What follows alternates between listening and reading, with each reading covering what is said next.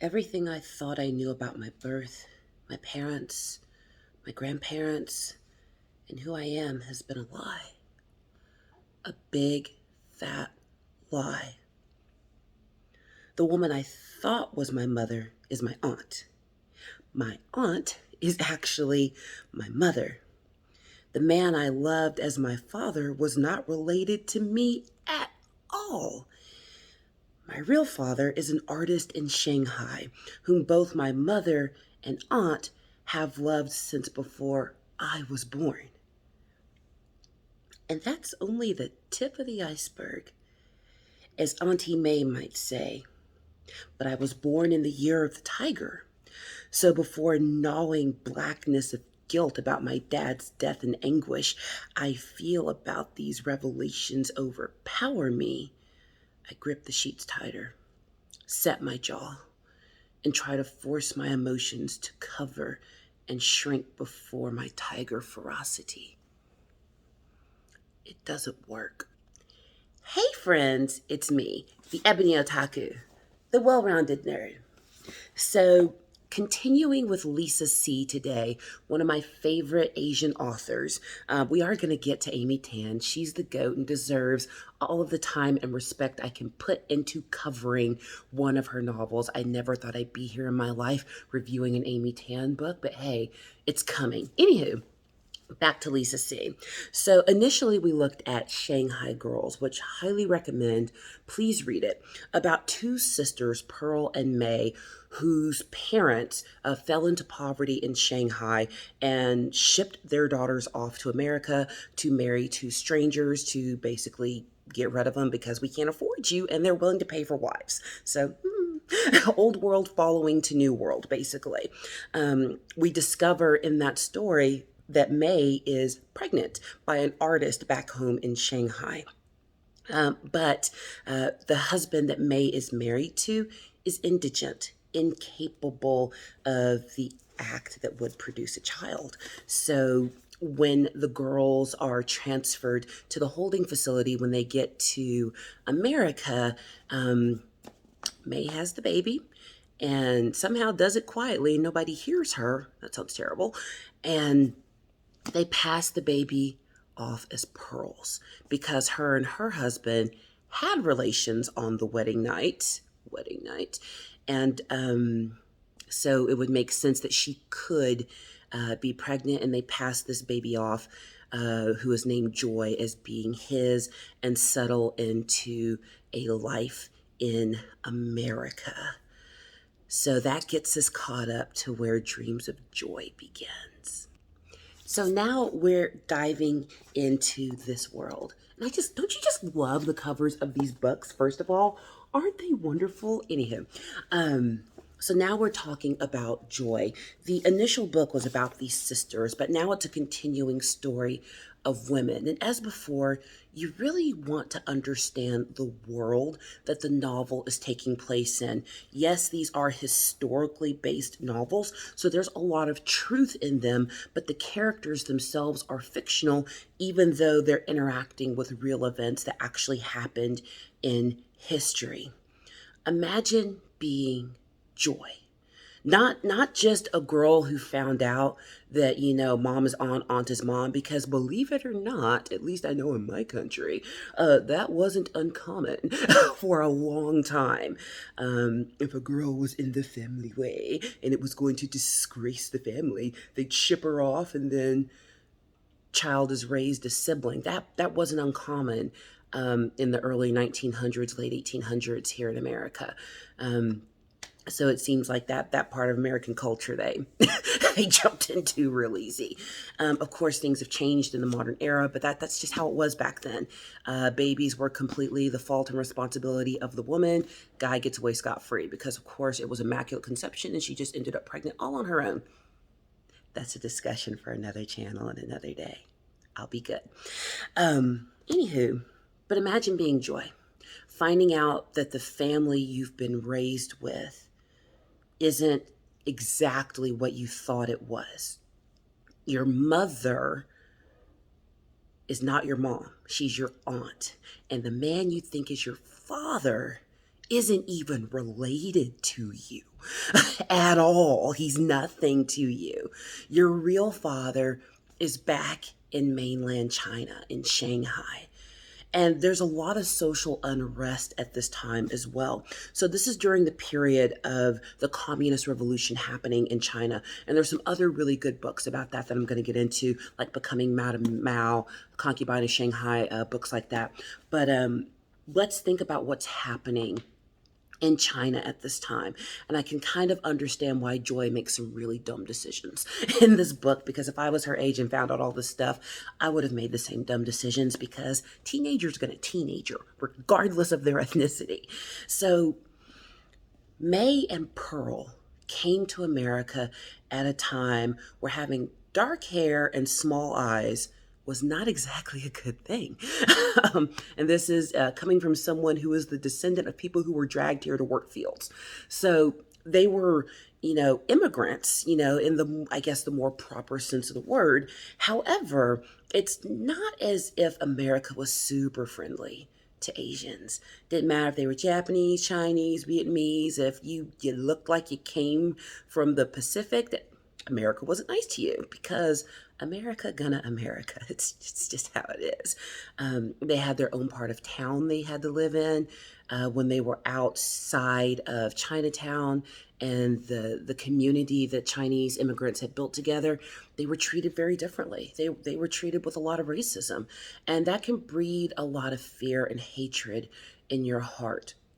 During the time of the Communist Revolution, the Chinese government actually put out a notification to Chinese people around the world who had left the country or been born outside of China, and said, come back home, come back to China, and we will take care of you. We are your people. We look like you. We think like you. We have your ancestors' blood in us. We know you better than anyone. Come back to China. It was a trap, a trap that a lot of people fell for. And I can understand falling for the trap. And that's what Dreams of Joy centers around. Joy falls for the trap because the life she thinks she has isn't what she thinks it is. And she thinks she can find who she really is and wants to be in a country that she's never been to. Now, let's back up a little bit. Thinking about Joy preparing to change continents, countries, I can empathize a little bit with that. I'm a Black American. I've never experienced being in a country where everyone looks like me. I've never experienced being in a place where everyone looks like me. I feel like I would have an existential crisis because I live in a very diverse city, which I'm very thankful for. Raised with a lot of different ethnic groups and backgrounds around me, thoroughly enjoy the experience of food. And plus, I've gotten to travel all over the planet. I've been everywhere. The only continent I've not been to is Africa. I've not been to any African nations, but I've been everywhere else. So I cannot imagine what it's like to be somewhere that is dominated by people who look like me, and wondering, would I have a natural connection, a natural affinity for people in that place? Would they understand me in a different way? Would I understand them? Would I meld into the culture, or would it be so completely foreign that I would never want to go back? It's kind of a daunting thought, but I don't have anything to run from. I've got a pretty good life. I mean, y'all see my butterfly wallpaper back here. Life is good. That's not what Joy is experiencing. Not only is her central family not what she thought it was, but she's living in a country that is not exactly pro-Chinese, especially during the Red Scare.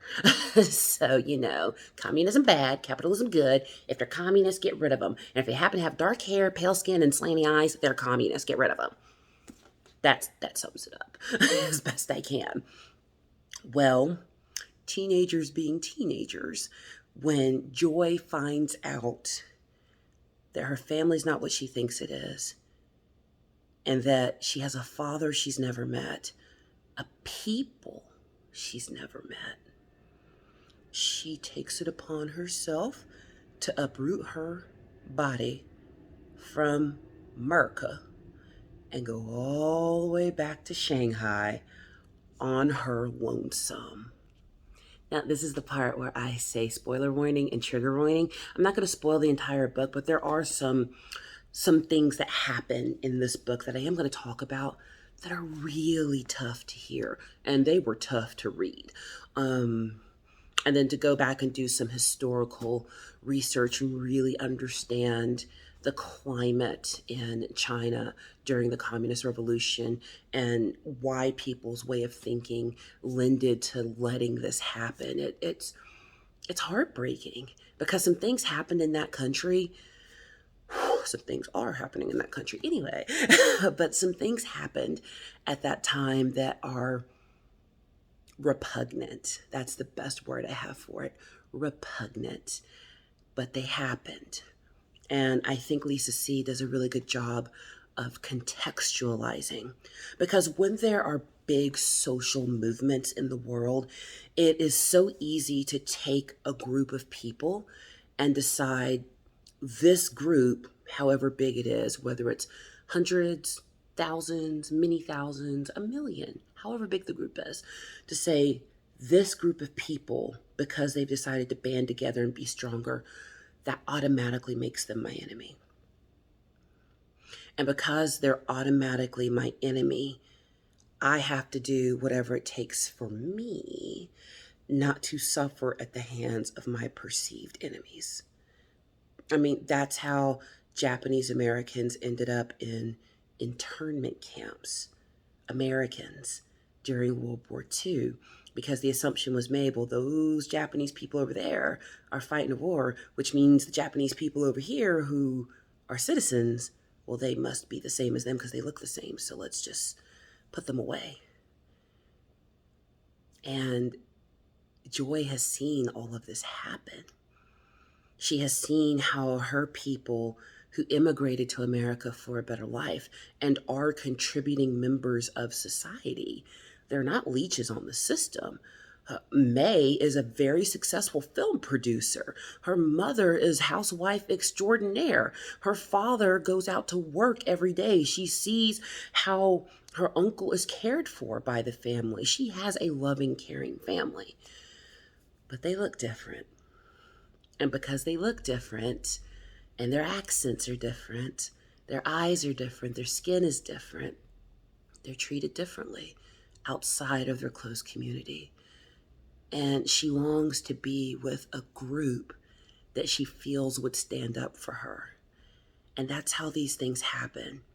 If we don't stand up for and champion one another, people splinter off into groups they think will support them exactly as who they are. And Joy identifies herself as a Chinese woman who lost the ability to grow up Chinese. But the irony in that is she doesn't really understand the old ways of China. She don't know nothing about that foot binding. she don't know nothing about arranged marriages. She don't know nothing about multiple spouses. She don't know anything about that. She doesn't. She doesn't know nothing about sacrificing to the ancestors.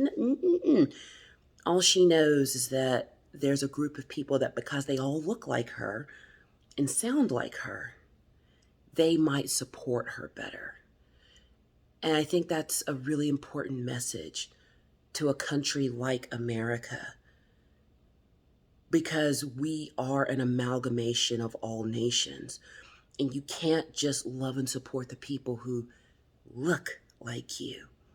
Because if that's where we limit our ability to support, provide resources, love, then people will find groups to give them what they're lacking in greater society. And sometimes those groups become a threat. And we kind of have ourselves to blame for it. You know, off my political soapbox. So she hightails it to China, leaves a note, gone. Huh. If I was her mother, I can't imagine. Okay, I can't imagine because Miriam has traipsed all over the planet. And yeah, and called her mother and been like, hey, guess where I am? So yeah, I can get it, but I always came home. And I never had any intentions of leaving and not coming back. But anywho, so she gets to Shanghai and has all of these ideas in her head about what China's going to be, because now I'm in a country of people that get me. They're going to support me. I'm going to be the best Chinese woman I believe. I believe in the party. I believe in my country, and yeah. Shock to her system, the moment she gets off the boat, they take her passport. Yeah, took the passport. Yoink. They didn't advertise that when they were telling everybody to come back to China. They didn't tell everyone that once you came back, you were never going to be able to leave. And she realizes, I'm never going to see my mother again. I'm never going to see my family again. Uh-oh. But wait, it gets better. Worse. They take her undergarments that are American, because traditional Chinese undergarments are not the Western brasiers that most of us women in America are accustomed to. No, no, no, no, no, no. It is a chest wrapping instead. That is real personal. I don't care where I go on the planet. Nope. But they take that from her, and anything that is too Western or too American, they take it from her. But she's like, okay, whatever. You know what? I'm shedding my American self and I'm going to be a good Chinese woman. So she sets off to find her real father. And she does. We're going to skip all the drama to getting to him, but she does find him. And he is a successful artist. And he is surprised to find out he has a child.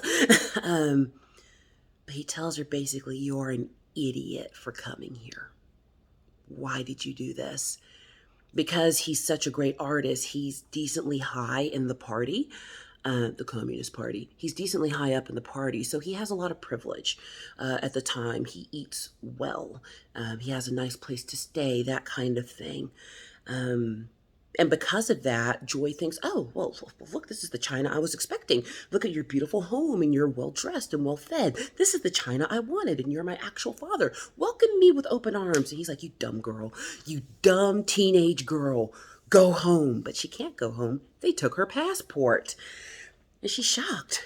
This isn't what I expected it to be, because what's really happening in her country, her home country at that time, is far more sinister than she ever could have imagined. And I think this realization of the bigger story going on in China with this small story of a family, they play very, very well together. Joy is the product of women doing what they had to do to survive. They were Shanghai girls. They were daughters of borderline aristocrats. They were wealthy, well-dressed, beautiful. Many suitors had the world at their fingertips. And because of their father's mistakes, all of that was taken from them. And they were basically plunged into poverty and indentured servitude through being a wife and forced out of their own country. But even though all that's going on, they were still able to create a beautiful life. What's going on in China is almost the exact opposite of that. On the surface, it looked like it was this beautiful nation of people coming together to celebrate their cultural and ethnic identities.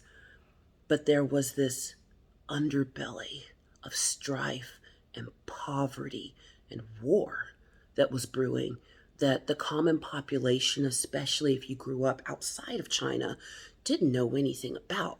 So we have two opposite stories happening at the same time. But I think where they meet is that we don't always understand what's happening under the surface. Joy has no idea what her mother, her birth mother, and her aunt had to go through for her to be in America. She has zero clue what they went through. She just makes a bunch of assumptions. Now, were they wrong for lying to her? I don't know. Because if I was in that situation, raised in a culture where having a baby out of wedlock was, I don't know, because I didn't grow up in that time. I grew up I'm in an age where if you have a baby out of wedlock, no one cares. It's just like, oh, it's Tuesday. It's not a thing in my generation. But at this time, it was a huge deal. And not just having a baby, but changing countries and literally being the collateral for your father's debt. They can't run away even if they want to. Joy doesn't know or understand any of this. She doesn't understand old Chinese ways. She doesn't understand filial duty. She doesn't really know the world she thinks she comes from. She doesn't understand her mother and aunt's stories. And because of her ignorance, which isn't necessarily a bad thing, ignorance just means lack of information, but because of her ignorance, she puts herself in a worse situation. Teenagers gonna teenager, because that's what they do. And she thinks, oh, I understand what's happening in China. Oh, I get that. These people get me. She has no clue what's going on. She has no idea what's happening in the halls of government. She has no idea what's coming her way. She doesn't understand that there are already people starving and famines are starting to sweep the countryside. She doesn't know any of that. And she makes decisions based on what she doesn't know.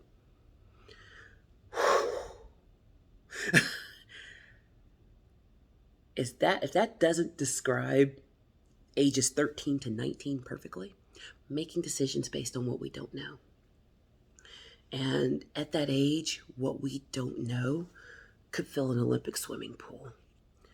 Now, young people being young people and young people gonna young people, she makes it 10 times worse by meeting a boy. Because that's what you're gonna do. You meet a boy. Meet a boy. Meet a boy who lives way out in the countryside because she's disillusioned by her family back in America. Her birth father didn't, oh, my poor baby girl. He wanted to send her packing back to America as quickly as possible. Well, she's going to find some other Chinese people to support her. And she meets a boy. Okay, ladies, pause. Look at me, my eyeballs. Stop it. And I'm talking to myself here. These boys and boys, same thing. I met a girl. Just, if you are engaging in a romantic relationship as an escape from some other part of your life, it's probably a bad decision. We should run to things, not away from things. Yeah. Anyway, she meets a boy and he moves her to his filial village, and she gets to start learning about real Chinese life at this point, about working in the fields, about what it means to be a good daughter-in-law. Where's that book? It's over here. There it is. Snowflower and the Secret Fan. That whole novella was about a young woman being raised in the old ways, in old times, of going through the process of foot binding to make her a better daughter, a better daughter-in-law, and a better mother, and a better grandmother. That's all it was for. Her whole purpose was to produce sons and live for her family, to do whatever her mother-in-law said she should do, because a woman who produces a son has the right to basically own the woman that her son marries, because she had to suffer from her mother-in-law. She gonna make the next one suffer. Joy don't know about that life. Joy doesn't know anything about that life. Well, she about to learn today about that life. Now, when she first goes and marries this boy and goes off to village life, for the first 10 minutes, it's cool. It's so pretty and the rolling hills and we're living rustic and it's just so great. It's like moving out to the hippie commune. You think it's going to be so great until you realize there's no toilets and you stink every day. She quickly becomes disillusioned. There's a lot of propaganda from the party that is sent throughout the nation at this time. So this is the part where I'm going to get mildly political, but it's only political as far as what's in the context of this book and what goes on with her characters. So the Communist Party is weird. And I'm just talking about the Communist Party in China. I'm not talking about, I ain't talking about Russia or Cuba or anything else. It was weird at this time. And I don't know if they're still this way, probably. But, okay. So you had a conglomeration of mostly men who would just make decisions. And because it was the decision that they made, it must be the right decision. Sound familiar? Anyway, so with these decisions that these men make, they would issue these, propaganda edicts to go out to the provinces, and people would read them and go, yay, Communist Party, they have our best interest in mind, when in reality, these men making decisions didn't know jack squat about what they were making decisions about and were literally ruining the nation. There's that underbelly of stuff going on under the surface that Joy has no idea is happening. Anywho, so several of the decisions they make directly affects farmers, people living in the countryside. At the time, China has an explosive population because you keep having babies till you have a boy. It's just how it was. If you had 6 girls and 1 boy, I got a boy. So they have a pretty huge population. And feeding that many people is a thing. So the government makes a decision, because it always works out. The government makes a decision that, you know what, hey, double, triple, quadruple plant the farmland. We're government officials. We've been appointed by our great leader. We know what's best. Double, triple, quadruple plant the land. Then we'll grow more food and everyone will live in prosperity. Now, I wasn't raised in farm country, but a lot of my family is from farm country. When I read that, I instantly knew what was going to happen. You render the land fallow when you do things like that. Wow, can you tell I've read a lot of books? Render the land fallow. That was straight biblical. But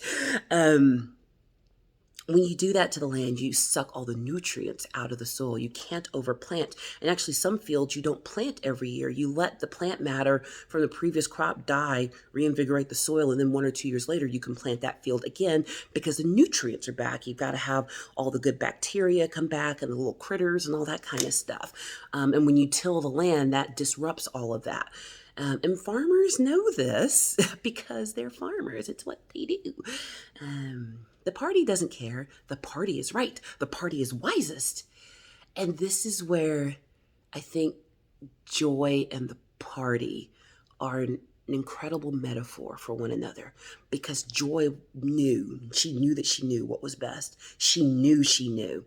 I've learned all of this stuff about my natal home. I don't like it. I know what's best for me. I'm going to go do what I want to do, and it's going to turn out right because I decided it's going to be right. Teenagers. And the government did the same thing. We know what's best. We're making the decisions. And because we made the decision, we know it's going to turn out right. It reminds me of the We Say So Corporation in Dinosaurs. Y'all remember that show? Dinosaurs, love that show. But that about sums it up. We say so. And because we said so, it's going to be right. And the last episode of the show, the We Say So Corporation destroyed the earth. Literally. And the dinosaurs went extinct. I'm Howard Hand Up Me. Good night and goodbye. Go watch it. You block that childhood memory. But these are two entities that think that they have made the right decisions, but time will show that they have not. So Joy is living with this new family of hers. They ain't treating her very nice. All the stuff that happened back in Snowflower and the Secret Fan. Yeah, all that. Mother-in-law's not cool. And over time, she starts to see the fraying of the garment. There's all this great propaganda coming out about how wise the party is and how strong China is and how they're going to make the Chinese people so much greater again. And they are literally destroying the country from the inside out.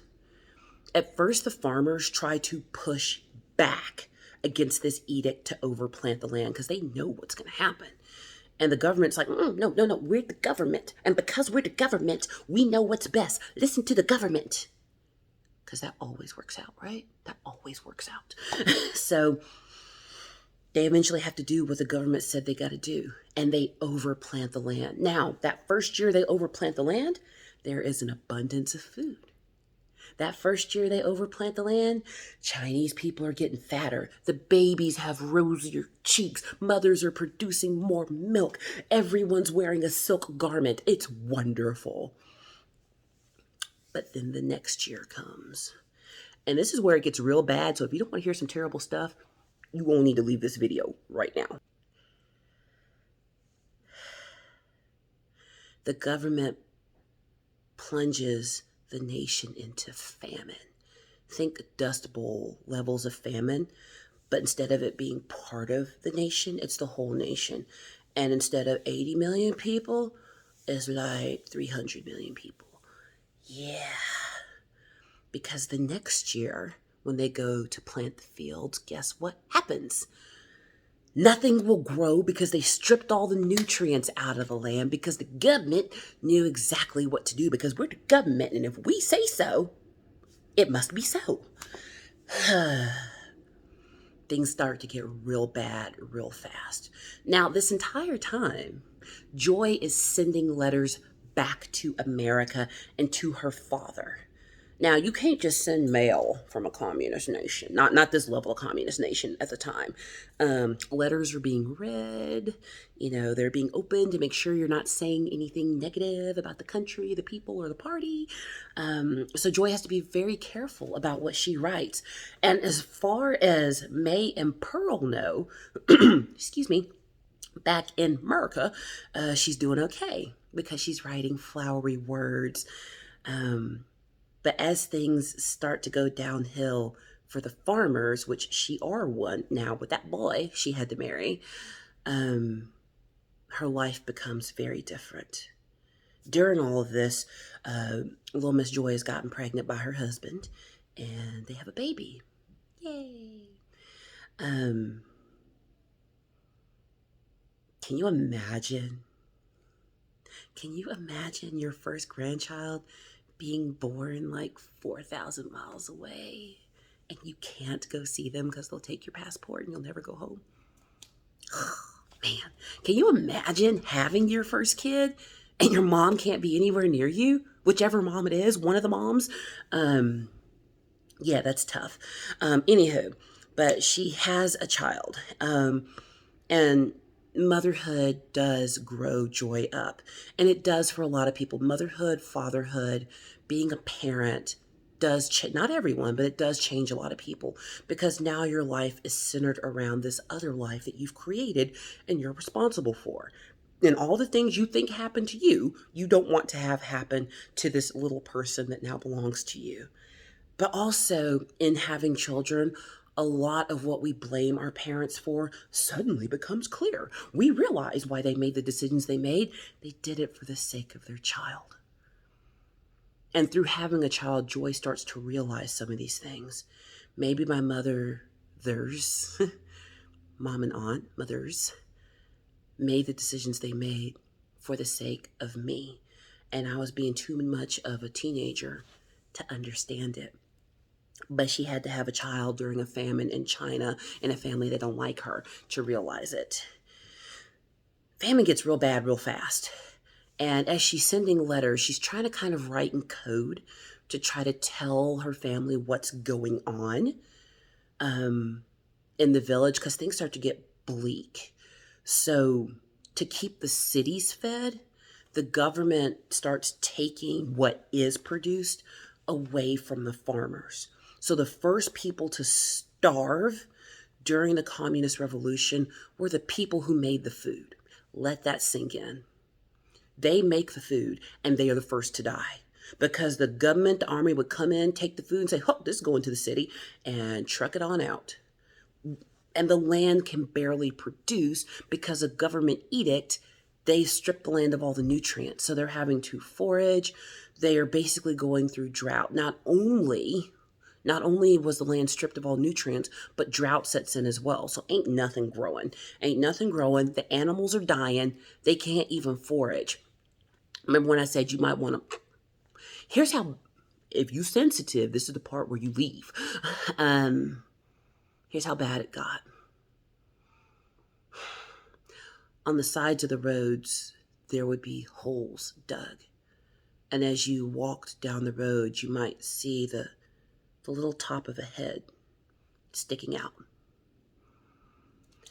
Families that could no longer feed their children would put them in pits that were not much wider or taller than their bodies. Shallow enough to be seen, but not shallow enough for them to climb out. And hope and pray that someone passing by would take pity on their child. And if no one did, the child was already in their grave. It gets worse. When famine got really bad, I mean, no one's eating. There's no bark on trees to eat. There's no shoe leather to boil. There's nothing. When there's nothing, most of us can't imagine what nothing is like. I have a fridge full of food right now. I could probably not go grocery shopping for a month and not run out of food. I live in America. It's just how it is. I've been a lot of places where that's not the case. I've done a lot of mission work. And even in just my personal travels and business travels, I've been blessed to visit people in different circumstances and see how they live with nothing. Nothing is hard for people who grow up in relatively prosperous countries to imagine.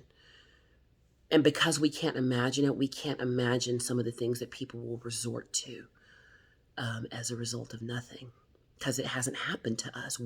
We haven't experienced it, so we don't understand how someone could possibly do some of the things as a result, like crossing a border illegally. Why would anyone cross a border illegally? I'm sorry, but if, gangsters are, trying to, kidnap my daughter and my children, and the drugsters are shooting up the village and there's no food, no work, I'd do what I'd have to for my children. I'm not going to tell the lie that I wouldn't. And most of us would. And most of us, except me, I'm the descendant of slaves. But most people in this country are the descendants of people who left their home countries and technically didn't come here legally for that very reason. But we want to hold it against people today. Anywho, off my soapbox. We don't understand it. We don't understand how people in extreme circumstances can do certain things because we've never been there. In the Joy Luck Club, which we are going to review from Amy Tan, one of the mothers in the Joy Luck Club tells the story of how she left her 2 twin babies on the side of the road with all of the gold that she had on, her wedding gold. This is a big deal, y'all. She left it with them, wrapped it up, and put a note and said that if they took the babies to their father at such address in such city, that there would be more reward waiting for them. And fortunately for her, those babies lived.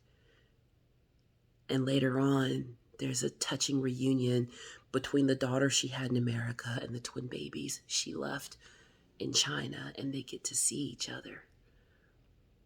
I've never been in a situation where I have to choose who's gonna live. And that's where Joy is. And this is what prompts Joy to try to do something about her situation, because she's gone from, I'm going to be the perfect Chinese woman, to, oh my God, what have I done? I've got to protect my child. It got real bad real fast.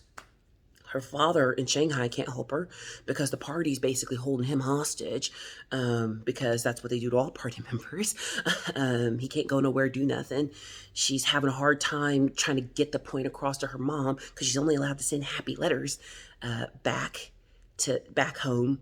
And her spouse is abusive. Her marital family is abusive, and she has this child to protect. And they are all getting skinnier and skinnier and skinnier by the day. But what does it? What does it, y'all? Hold on. What does it? Some families, at the end of their rope, resorted to swapping infants as a last meal. You heard me. Yeah. And Joy is out foraging, gathering firewood, looking for any crumb to eat, and she comes home, and the baby that is crying is not her baby. And she says, "Where is my child?" And her husband and mother-in-law have swapped her child for another family's child, and she saves within minutes of her kid being murdered and consumed. Let that sink in. If you've not lived in that kind of circumstance, you haven't suffered. That's tough. She knows she has to do something. She has to get her and her baby out. So she does something that's pretty ingenious. She talks up the local communist officials about how great and happy they are. They ain't happy. They all look terrible. About how great and happy they are. She wants to send a photo back home to show her other Chinese family why they should come. And they fall for it. Because ego gonna ego. Teenager's gonna teenager, but ego gonna ego. And they do. They take a photo of the villagers together, and Joy is in the photo with her child, and she makes sure to hold that child out in front of that camera as far as she can. And that photo is put in a letter and sent home to May and Pearl, who look at that photo and decide, we have to rescue our baby from China. Now, read the book to find out exactly how they do that, because I have talked for 40 minutes, and that's enough. But I find this to be a beautiful story. And again, you have to take works like this and understand them within the context that they're written. This is a hard read. Look at me. Hard read. But if you can make it through both of these, you are going to be greatly rewarded, because it is a beautiful story of resiliency, of learning yourself, of women saving women, of finding out you're stronger than you thought you were, of forgiveness and understanding. There's no judgment on any actions that were taken by these characters, because I've never lived through those circumstances. You can't judge people based on the decisions and circumstances that you're never going to have to deal with. I don't know what decision I would make, because I'm probably never going to face those circumstances. But these women rally together and create a miracle, basically. So I hope you give it a read. Please give both books a read. Now, didn't mean to end on a downer, but just a reminder, I'm still on the quest for 500. I know I'm a little slow in getting videos out, but I try to be very thoughtful about the content I put out, because I'm very passionate about literature, about anime, all that kind of stuff, cooking, all of it, and I still need another camera for cooking videos. Those SLR cameras are expensive. Homegirl's saving up. The camera I thought I got that was going to work. So for Christmas, I'm just going to get myself a DSLR camera. Anyway, but still on the quest for 500. So the contest is still on. Going to give out 3 nerdy prizes across the YouTubes. Well, that was the YouTubes, the Twitters, and the Instagram to a US address. All you got to do is subscribe to all the things, and we will do it. So I really hope you enjoyed that book review and you check out Lisa C. And I hope that you check out Shanghai Girls and Dreams of Joy. See you in the next one.